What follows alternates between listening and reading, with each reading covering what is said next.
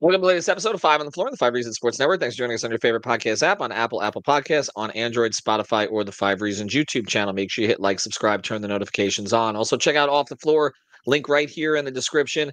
Get access to 10 different channels, plus our stage shows. Does not appear on the podcast. We also put information there first in the host updates before it goes on Twitter or the pod. Check it out. It's Off the Floor, $2.99 per month. Must click all the way through. And yes, make the payment. You can cancel at any time, and then you will be in there without the Apple upcharge. Check it out. Link right here in the description. I also post it frequently on the Five Reasons Sports Twitter page. Also, check out the great sponsors of the Five Reasons Sports Network. Includes Eric Rubenstein. You can find our guy Eric at ericrubenstein.com, 877-829-ERIC or 877-829-3742. He's the attorney you want to reach out to if you have a car accident. Reach out to him right away, and he will help you get what you deserve. Miami Heat fan, grew up in Lauderhill, lives in Miami, always at the arena. He's one of you, and he's also great at his job. So check it out, ericrubenstein.com, or check out Attorney Rubenstein on Instagram. And now, today's episode. Down the Biscayne. Yikes. Five on the floor, ride for my dogs. Where here's the thing, you can check the score. Hustle hard, couple scars, wearing bubble frauds. Just like Butler said, you in trouble, y'all. Kept the flow playing, got it all banned. Y'all seen the block, stop with one hand. And Pat we trust. You sound scared. It's power, have the guts. We're here to bring the heat. Y'all can hang it up. Welcome to Five on the Floor, a daily insider show on the Miami Heat and the NBA, featuring Ethan Skolnick, Greg Sylvander, Alex Toledo, Brady Hawk, and others from the Five Reasons Sports Network. Also, make sure to subscribe to Off the Floor for the most heat anywhere.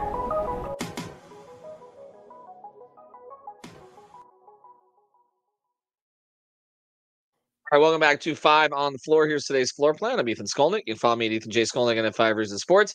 I got Alex Toledo. You can follow him at Tropical Blanket. And fresh off watching the Miami Heat get back to 500 in a game against the Nets up in Brooklyn, our friend Tiffany Meeks 23. That's her Twitter handle, Tiffany Meeks. You can find her on Miami Heat Beat. We're happy that she can join us here on the show. So Jimmy Butler is coming back for now. The Miami Heat will be bringing him back after their latest suspension. First 7 games, then 2 games. The 2-game suspension, I found out today, was basically a Pat Riley special. This was his decision primarily. Of course, the organization is going to back him on this. But if you don't know exactly what happened, there was a lot of stuff out there in the media. But basically, Jimmy wanted to fly separately. He had some business things that he had to attend to. He has made this request of the Heat before. Sometimes they have honored the request. Sometimes they have denied the request. In other cases where they have denied the request, he has shown up for the flight. This time, he wasn't showing up for the flight. So they suspended him, and he offered to fly separately, but they basically said thanks, but no thanks. So he flew up to New York after he was dealing with the paddle club stuff where he was on the board down here at the paddle tournament. He flew up to New York. He did a coffee event. He flew back to South Florida, and he's going to be rejoining the team. As of now, anything could change in the next, what are we looking at, 22 hours. But as of now, he's not on the injury report, and he will be active for the game on Monday. So what we're going to try to do as Jimmy comes back, and the Heat have essentially the same record with Jimmy or without Jimmy this year. They're basically a 500 team either way. 22-22 on the season, flat net rating. Whenever they go 2 or 3 games over 500, they come back to 500. They go under 500, they come back to 500. They're essentially in a play-in spot. It looks like it's going to be difficult for them to pop out of the play-in, but it's also going to be difficult for them to bottom out below the play-in. So however this situation plays out, it looks like we're probably headed for a play-in for a 3rd straight year. But we're going to do a basketball thing today, okay? And I want to get into what Tiffany saw on the ground in Brooklyn first. But then what I want to touch on is, how do you win games with this going on from a basketball perspective? How much do you lean into Jimmy to try to squeeze as much out of him as you can while you're still trying to trade him without it submarining everything else that you're trying to do as you're breaking in a 20-year-old Khalil Ware in the starting lineup and everything else that they're doing? But Tiffany, first, before we get into the rest of it, what did you see last night from this team against a Brooklyn team that we acknowledge is not very good and not really trying to win right now? Right. 2 things. During the warm-ups, the guys looked happy. They looked like they're in a good mood. Everybody was joking, laughing. I got some high fives, some fist bumps. couple of conversations with a couple of different guys. Everybody seemed like they're in a good mood. But the stark contrast was when the game started and the play. Um, and I think that's where I lean into the one thing I think they really miss Jimmy. They miss him as a ball handler. And I'm not even talking about the scoring or anything else, the ball handling.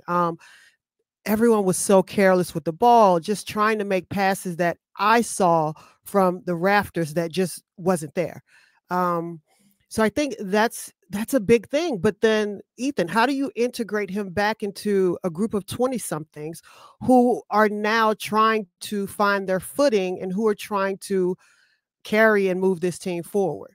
I mean, I love Jimmy. I absolutely love Jimmy. But from what I saw last night, it's definitely time to kind of turn the page and let these guys kind of find out who they are. And I think most of last night, as you saw the struggles and then you saw the game turn around, that's them finding out who they are. Is it pretty? No, but that's a way that you have success in the future.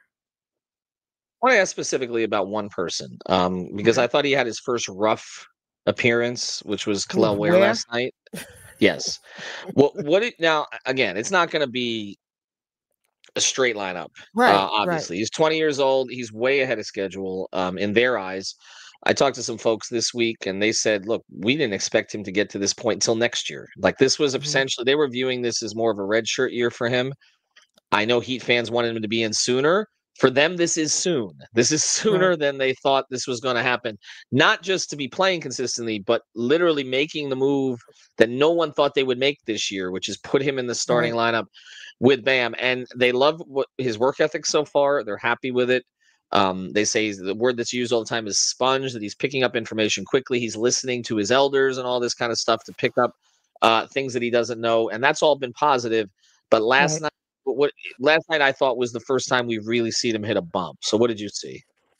I think it's funny because Brooklyn, they have Claxton and then they have it escapes me the other guy that they start next to Claxton. They kind of meet him where body meets body. They're tall, they're lanky, they like to get up and down. I kind of felt like he was kind of more so matched up with his skill type. And I don't know if he was ready for that. Like they were moving just as much as he was moving. They were running just as much as he was running. And I don't think he was prepared for someone with a similar body type, with a similar reach, and just as quick as he is. Alex, to that point, we look at who they're playing right now, and this ties into the Jimmy part. So they're starting a 20-year-old. Their leading scorer is 25. Bam is not an old man, even though at times this year fans have characterized him in a whole bunch of different ways, but we're talking about 27. Hawkins and Larson are both under 25. Drew Smith is not a young player, but again under 30. They're going with this kind of youngish group now. I know you have been of the mind that the Heat, there's responsibility on all sides for how we've gotten to this point, but it has seemed like the roster build here has been to go young, and that the one thing kind of keeping them from going all the way that direction has been we don't have anybody to replace the things that Jimmy does. Okay. Now, whether they value it enough is something Jimmy's camp would say they didn't, because if they did, they would have given him the extension. But Well, it's supposed to be. do you? What's that? It was supposed to be from like the young core of guys. The guy who was supposed to replicate at least some of the things that Jimmy did. It was supposed to be Jaime. Well, it's supposed to be Jaime. I know Right. I've talked a lot about and Terry this season, and I think I was especially harsh on him the other day. And I'm not here to talk about Terry, but when I mentioned that maybe Terry's been one of the worst players in the rotation this season, it's not every night because a lot of times it's Jaime. And I think that's another big part of why, they've kind of been like the two most underwhelming guys relative to expectations, I feel, on the court. when you talk about it in that sense, and again, Jaime, another guy who's he was an older rookie when he came in, but still you're talking about a second-year player here. I guess the question would be, is this a team that for the last 30 games of the season, 30, 35 games of the season, regardless of what the results end up, is going to benefit more from what Tiffany is kind of talking about here, which is just letting all the young guys play through their mistakes, and you include Larson in that too. And then maybe eventually Keshad Johnson and maybe Josh Christopher end up in the mix here. I mean, it's not like they have a depth of young talent now. Again, we don't know what they're all going to develop into. And again, Haywood has proven he's not a completely finished product either, because he's made improvements, particularly in his shot over the past couple of years. Would they be better off just playing through mistakes, even if it means more losses? I think so.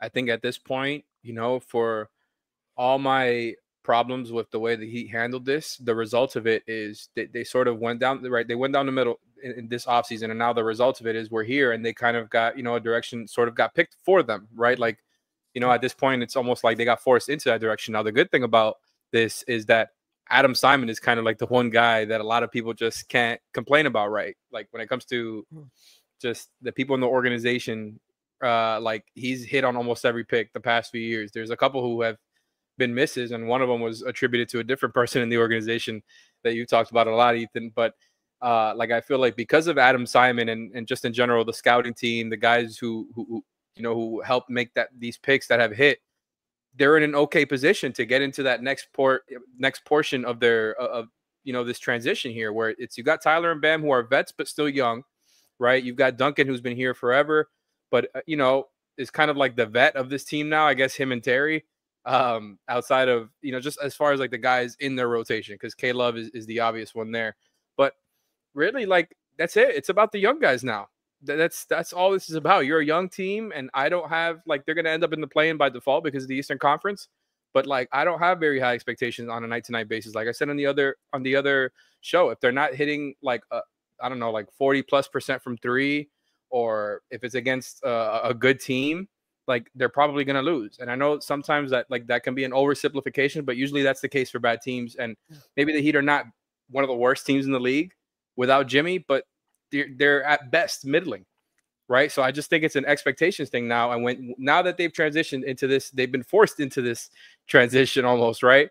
I think you just you got to deal with the bumps. You got to deal with the bumps on the road. And that's why he's experimenting with Bam and Ware in the starting lineup. I think they can experiment with Jovic in the starting lineup, instead of Duncan as an example. I think they can do things like that now.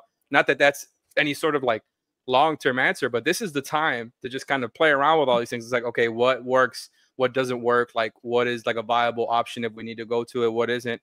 And I think it's that type of season for them now. I just want to see the different combinations. I want to see development from the young guys. And I think the Jaime portion of it is very important because, a lot of people have pointed out he's been a lot worse off the bench and a lot better as a starter. Now, I think that's different now because maybe you say, you can say throw him back in as a starter, but if it's Bam and Ware there, the paint is kind of crowded. And I think Jaime needs a little bit of space if you're trying to get the most out of him. So maybe it's more about the combinations for him, but you need to find a way to get him back closer to that level he was playing at last season. Like you mentioned on other shows, Ethan, he kind of goes at one speed. So I think he's going to, the game has to slow down for him a little bit. But, at this point, you're a young team. Lean into it. Lean into the mistakes. Okay, well, they can't lean into it tomorrow necessarily because Jimmy Butler is going to be active, right? So, Tiffany, let's get to the next layer of this. And let me ask you this question because I think Alex probably discussed this with me on a previous show or another platform, but I'm curious for your view on this. He's going to be active. That's the anticipation. But Eric Spoelstra, to my understanding, has the decision-making power in his hands on whether he starts and how much he plays. Right. With what you saw in Brooklyn, and you said they look loose, they looked okay. I'm sure there was none of the awkwardness that we've seen in Miami because the games at home in Miami are awkward. It's weird. He walks out he's introduced last, but he goes out early now. That's something we know he didn't used to do. He's done it all three of the last games.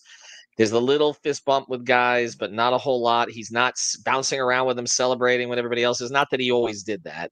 But then when he comes off the floor, he's separated from everybody else. He talks to Kevin a little bit, to Terry a little bit, to Nico a little bit. That's about it. You don't see him interact with Bam on the bench at all.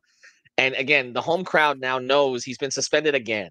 Okay, so the casual fan who maybe wasn't paying attention to this, at this stage, they've gotten wind of more of this. So I think it's going to get more awkward as it goes leading up to the trade deadline. If Spo brings him back and doesn't play him, doesn't start him, does that make things worse? Or is it worse for him to start and go through the motions? It's interesting because Someone asked Spo about not starting Haywood the other night, and Spo said, I overthought it. I made a mistake, and he said all the things. So I'm going to take that and I'm going to say, I'm not starting him. Mm-hmm. Why am I? Because you have to have some sort of, regardless of if this team is 500, if they're 10 games over 500 or 10 games below, you have to have consistency. Like these young guys need to know what their role is and what they're going to be doing, barring short an injury. No, I'm not starting him. I'm bringing him off the bench, and depending on what the game looks like, he may not be the first player off the bench, because at some point, regardless of, like I said, how much I love Jimmy, you do have to start prioritizing people who are going to be there. Mm-hmm. Okay, and I want to follow with you on this, and because Okay. it's an interesting point, and you're very definitive about it, which I appreciate, because I know it's a tough topic, Yeah. honestly, because Tough question. because every possibility is fraught with problems, Right. basically, Right. because okay, if you start him. Again, Nico talks specifically after the game, and Nico's a smart kid, okay? Like you, Mhm. and he thinks about stuff before he says it. And he talked about the meeting where we all said we had to know what our roles were, right? Okay, that's a clear, and that comes after what Haywood said on the road trip. And I know people Uh-huh. have kind of mocked it a little since because the team went in the tank afterwards. But Right. he had this long quote on, in public, Right. okay, because he was doing the sideline or the post game interview where he talked about everybody's kind of coming together and all this. So you're hearing the player, and Tyler has said we got to go with the guys who are here. So there seems to be, I don't want to take it as anti-Jimmy. I know there are some Right. players in there Right. who want this to be over with. I know that. Right. Okay. I know the coach wants this to be over with. I know others in the coaching staff want this to Right. be over with. But with that being said, I don't want to take all that as anti-Jimmy as much as it is pro clarity. They want clarity. They want to know what it is. Every player wants to understand what the role is, particularly a young player. And they've had 12 different starters this year, all kinds of Right. different starting lineups, Yep. just like last year. And then the Jimmy thing has mucked it up further. Okay. But here's the thing. If you start him, then there's going to be this indecision at the beginning of the game. Because nobody knows, are you putting the ball in Jimmy's hands again? Because if you're not, then he's going to disengage. Right. Tyler has looked indecisive in some of these games early on when Jimmy's been out there. I think it's affected him more than anybody else because he is expected to take the biggest role when he's not in there. But if you bring him off the bench, here's the thing you're looking at. First thing, it's going to be interesting when he's introduced off the bench, right? When he comes in, what is the reaction to that going to be when he walks to the scorer's table? Alex, what have you been there? What do you think now? 50-50? I think they would still cheer for him, but there has been like a hint, like there's been a hint of booze in those couple of home games he played after he came back from the first suspension. So I think it'll be kind of similar. Like you said, I think the casual, basketball Heat fan is more aware of it now. I think, maybe it's closer to 50-50, but I don't know. I think people are still going to cheer him on. Maybe I'm wrong there. But as far as like what they're going to do with him, I would be absolutely floored if they did that. I would be so shocked. Not because I don't think I would it has any Alex, merit. Spo is not Riley. I think he's not Pat, but I know he's fed up with the whole thing. They've already given you the game plan on what to do with Jimmy, though. And Brady brought this up on the pod that you him and Leif did, where they kind of, he's starting.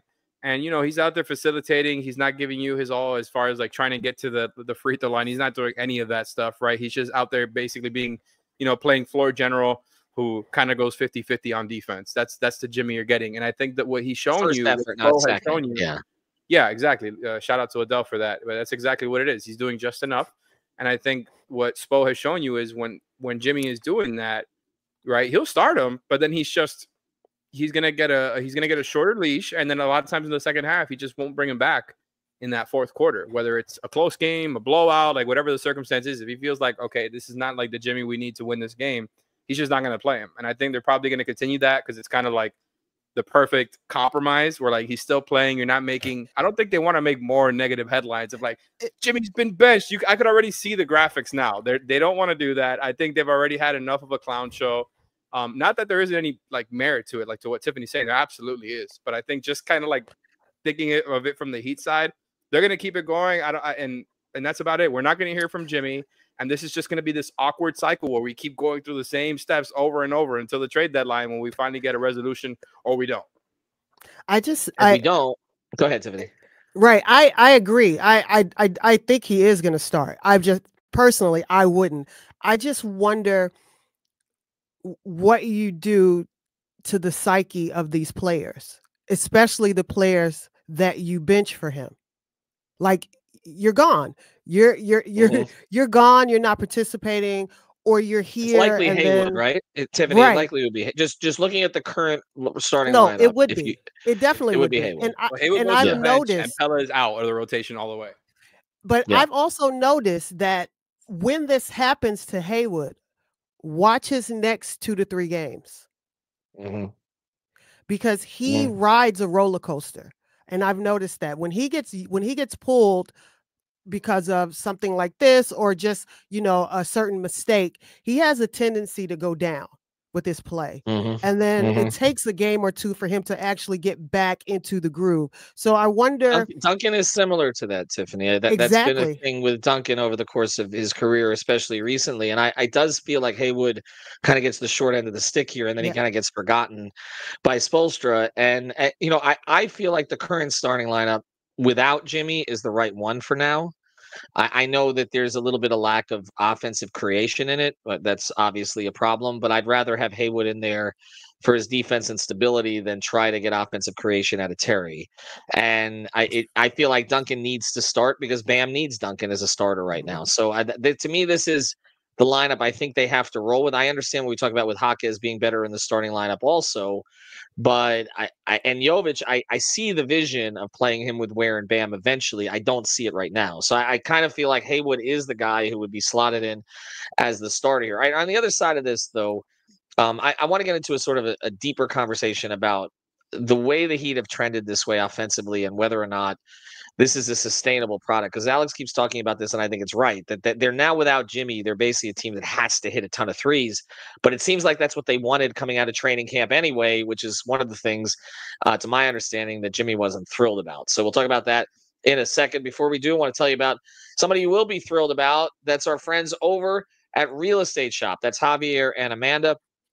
If you are selling a house, looking to buy a house, what do? They help you buy and they sell in the local South Florida market. We know it can be complicated down here. We obviously know the prices have gone way up. They can navigate you through all of that. They're based in Broward County, but they service the entire Tri-County area, Miami-Dade, Broward, and Palm Beach. They got a proven on-market strategy.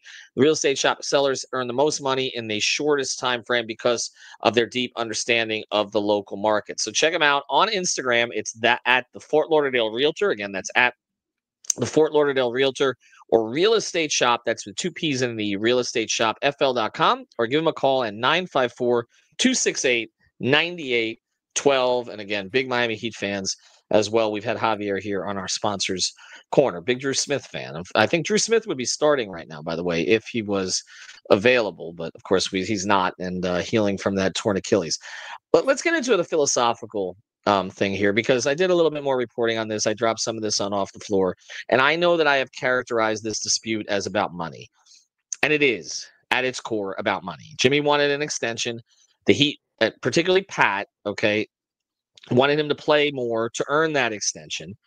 And then my belief is, or at least what's been expressed to me, I know there's a breakdown of trust here, so nobody believes what anything on the other side is saying. That's where we're at. But that the Heat were willing to sit down with him after the season, provided that he had a good year, played to his capabilities, played a lot, played well, to sit down and do a longer extension with him, maybe at less per year with a little bit more flexibility. Now that appears to be off the table, both sides. This is irreparable at this stage, but that they were willing to do that. But I do know that under the surface, and maybe not even under the surface, because he expressed it to his associates, Jimmy wasn't happy with the direction that the offense was taking. He expressed that to people around him, he expressed that to people around him on the very first day of training camp, where he felt that all of a sudden he was the fourth option. Okay. So I'll let you guess who the other three were. I would assume Tyler, Bam, and I believe, based on the reporting we were doing at the time, Terry was probably the other one, because Terry was in the starting lineup. And that essentially he raised it to people around him who didn't necessarily buy into it completely. But then once the season started, he had a very low usage rate in the first game. That kind of continued. Then he had a much higher usage rate in a November game against Philadelphia, where he scored 30 points, and he mostly played the point in that game. And I know that they were okay with that, but then they got away from it again. Okay. And again, my belief is this is largely about money. If they'd given him the extension, he wouldn't have cared about role as much. But also, role plays into whether or not you're going to earn accrue the kind of numbers to earn you the most money. So it does play into the whole money thing. But I'll start with you on this, Tiffany. Were they right to get away from Jimmy as their primary creator, facilitator? And although him, Bam, and Tyler averaged about the same amount of points last year, scorer when they needed it, were they right to get away from that in camp this year? I have a caveat with this. I feel like they would have been right had they had an actual facilitator to make the decisions. I think people thought Terry would be more of a facilitator and do all those things, which clearly he doesn't. And then I think the other part that goes into it is what we see when Jimmy has the ball. So when you have the ball and then you don't do the things, why am I paying you? So there are instances where Jimmy does have the ball where he can take control of the game, or he can call for the ball and take the ball. Like there's just instances where he can control the game regardless of what play was called or anything of that nature. And those things aren't happening. In the beginning, I was a little bit concerned because I didn't know if things weren't being run for him or if he was just standing off into the corner, basically putting himself into the corner. So I didn't really know what was happening. And I think the further we got into the offense, the further we saw how much better Tyler had gotten. And then it's kind of hard to remove all these responsibilities from Tyler, who clearly is up to the task at this point. I think the offense still needs to be different. It doesn't need to be dominated by Jimmy, but it needs to be different. And also, Jimmy likes to play at a more slow pace. This team thrives when they're moving faster. So there needed to be a meeting of the two types, but I think without that initial facilitator, you were never going to get that. So to that end, Alex, and we talked a lot about layups, dunks, and threes, right? Like Tyler talked about it. Tyler bought into it, but it did come at the expense of Jimmy's touches in some way. Okay, now attitude has played more into it lately. You think it's been more about Bam, right? I agree with you about that because I feel like Jimmy could have made any adjustment if he wanted to, because he's so skilled at so many different things. I honestly think right. I honestly think the idea of Jimmy as more true point guard is probably something they should have leaned into. Like looking back at it, okay, Tyler's going to be primary scorer, but Jimmy's going to have more of a point guard. In which case, I don't know what Terry's role would have been. It feels to me like they tried to make we talked all offseason. They tried to make the Terry Tyler thing work, and that was a mistake because Terry is just he doesn't provide you with any of the things that you would have needed in that kind of situation. He's too small as a guard to play off the ball, and too much. He's too erratic as a shooter.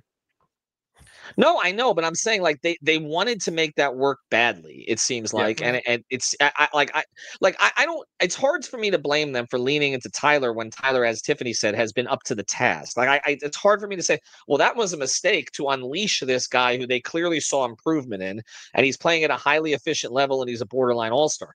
Can't really blame them for that one.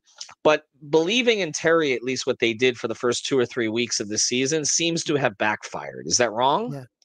Oh, I mean, no, that's one of the easiest questions you've ever asked me. No, it's not wrong. It definitely backfired, and we were all questioning it, when they acquired Terry, even though like all 4 of us here on the show, we're okay with the move. Not that I was like obsessed with the idea of them trading for Terry, but I saw the vision in the sense of like, okay, they needed somebody else who could create some offense for them.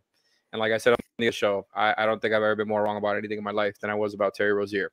But the outside of that, like just starting him next to Tyler for as long as they did, definitely I think got in the way. And I felt like I was just like just repeating myself over and over again last summer and heading into the season. A lot of my questions on media day to the players were about how are you guys going to manage this Terry, Tyler, Jimmy, Bam, and Jovic as the fifth guy, like all five guys who obviously different games, but all need the ball in different spots and to a certain, different degrees. Like it was something that was going to be really tough to manage where it's like, yeah, individually, and it ended up playing, I think worse than even I could have imagined. Like I knew it was going to be a struggle to manage those things, but it was like the defense was awful.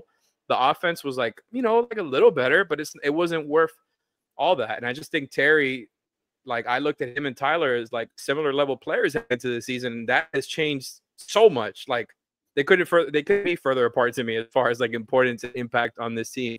But as far as the Jimmy role thing, when he first said that after the Pacers game with the whole groundbreaking press conference, like I immediately I didn't like that. It felt like just kind of like a convenient excuse.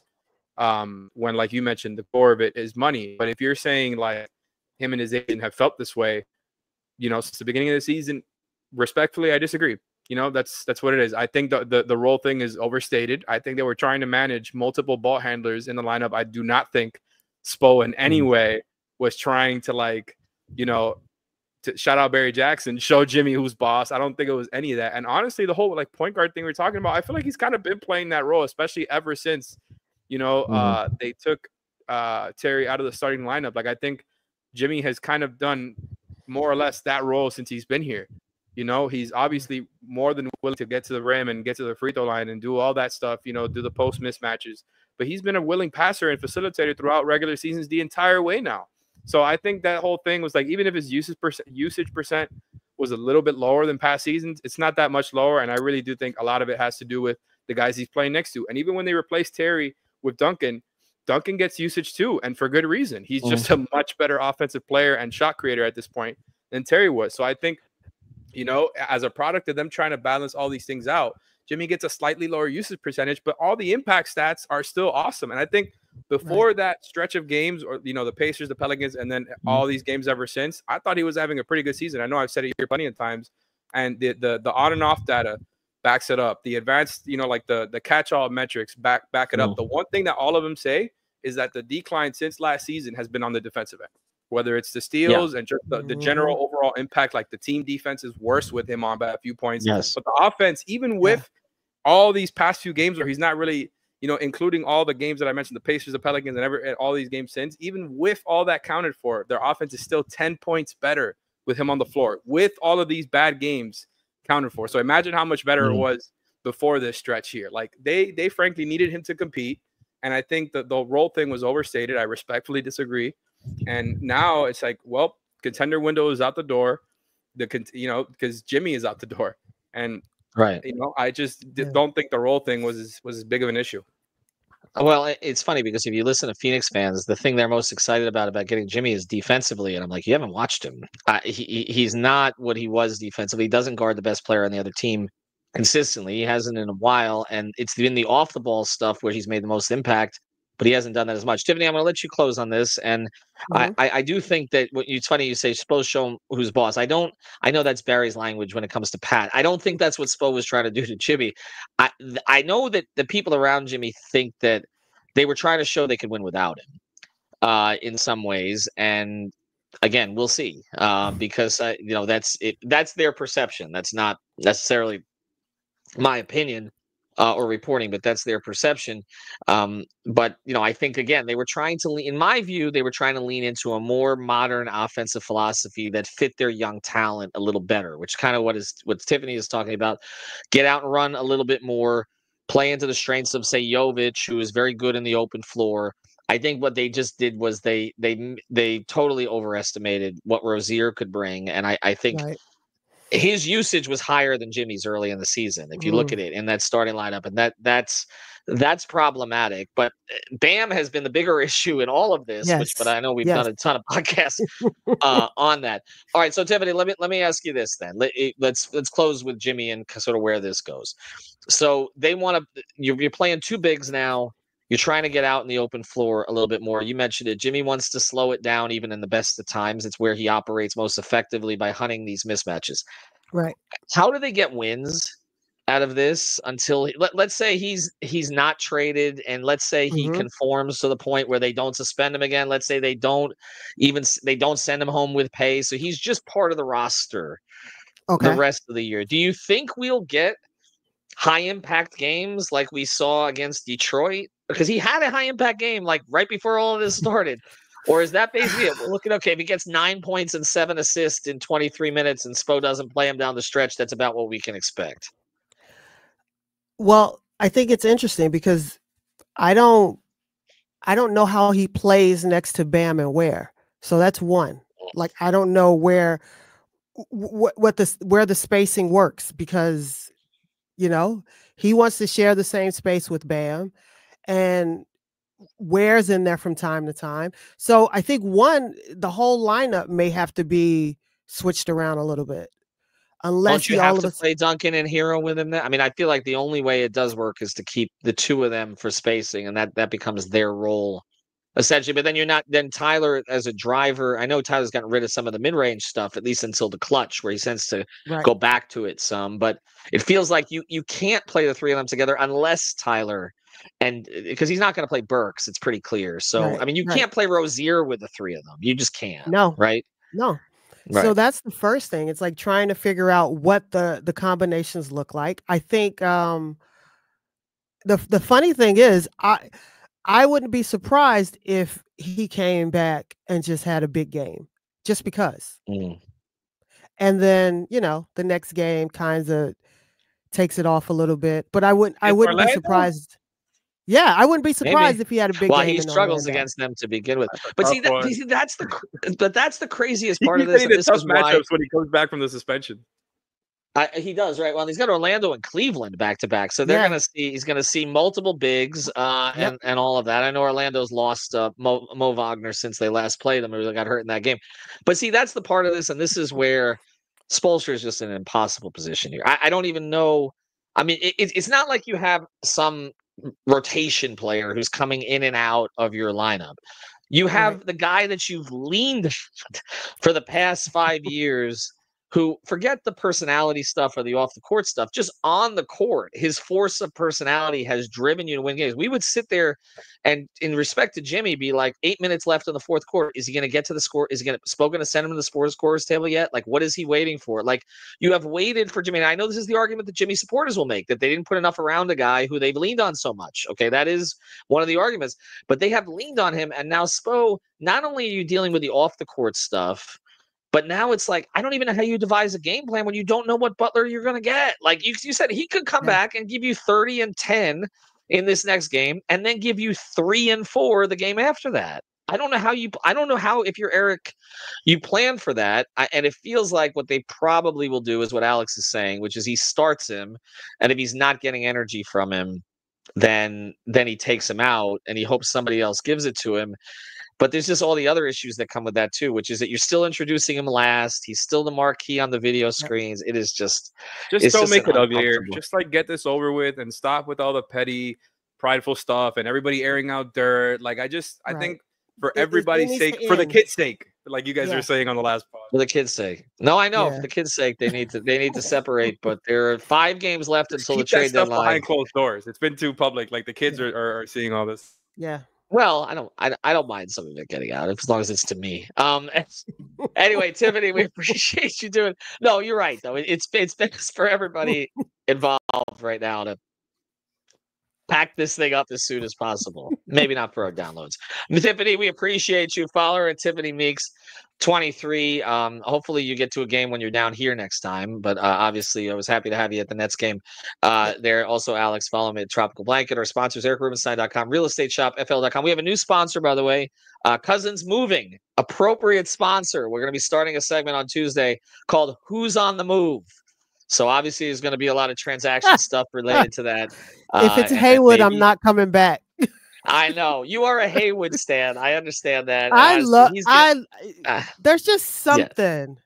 There's something about, you got to have that one guy who tries hard and is just not the star, but just shows up. I mean, he's the definition of that. And he's the dirty work guy, but also like the chillest guy on the team. Yeah. He's a gentleman, Haywood. He's getting the short end of the stick here, I think, in terms of the way that this is playing out. All right, appreciate it, Tiffany. Alex, check out our sponsors and have a good night, everybody. Good night. Thank you for listening to the Five on the Floor on the 5 Reason Sports Network. After all, someone needs to listen to my dad.